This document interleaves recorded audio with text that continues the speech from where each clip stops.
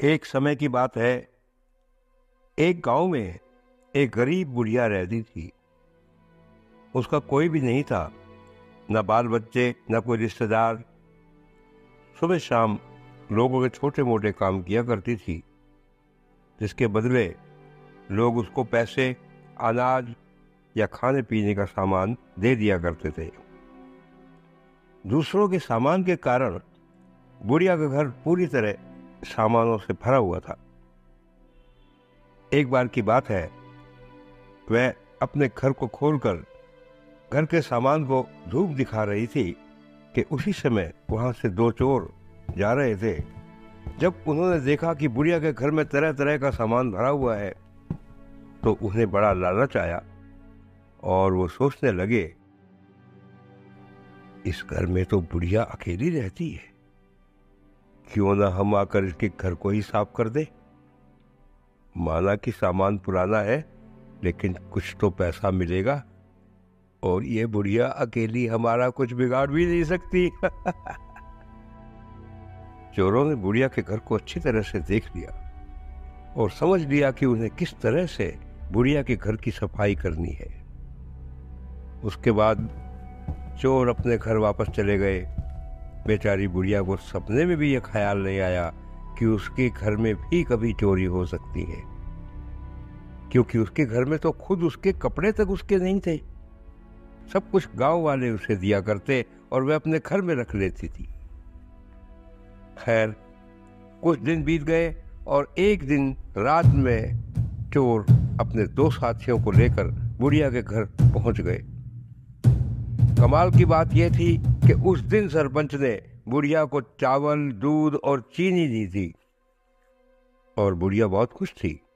बुढ़िया ने खुशी खुशी अपने लिए खीर बनाई और खीर बनाकर वह उस खीर को चूल्हे पर रखकर सोचने लगी, अभी तो खीर बहुत गर्म है, जब थोड़ी ठंडी हो जाएगी तब आराम से खाऊंगी। वह अपने बिस्तर पर लेट गई और खीर के ठंडे होने का इंतजार करने लगी।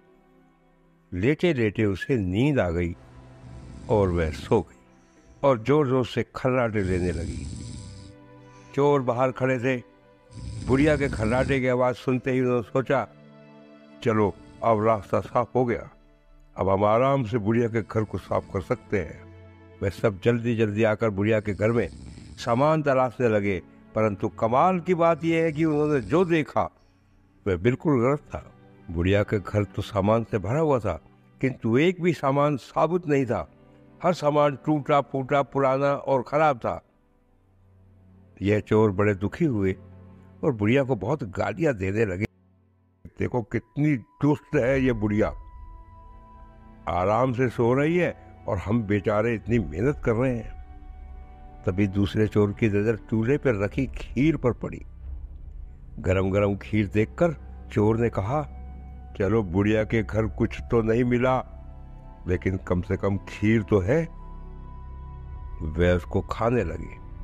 जब वह खीर खाकर जाने लगे तो उन्होंने थोड़ी सी खीर बुढ़िया के लिए छोड़ दी, किंतु जब उन्होंने बुढ़िया की तरफ देखा तो उसका हाथ खुला हुआ था, जैसे वह कुछ मांग रही हो। उसका मुंह भी खुला हुआ था, जिसे देखकर चोरों ने सोचा, बेचारी बुढ़िया लोगों से मांग मांग कर अपना जीवन बिता रही है, लगता है वह बहुत थक गई है और खाने के लिए खीर मांग रही है।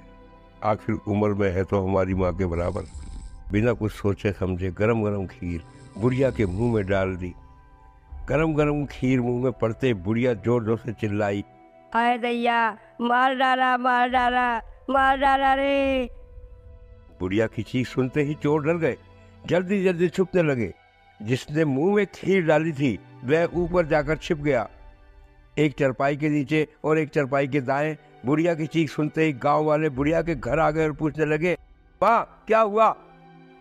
बुढ़िया बोली, मुझे क्या पता, ऊपर वाला जाने।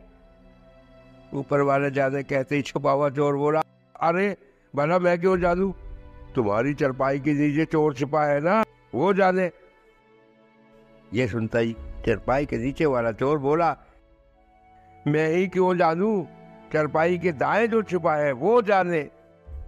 और इस तरह से तीनों चोरों ने खुद ही अपना पता गांव वालों को बता दिया और फिर गांव वालों ने उन्हें पकड़कर खूब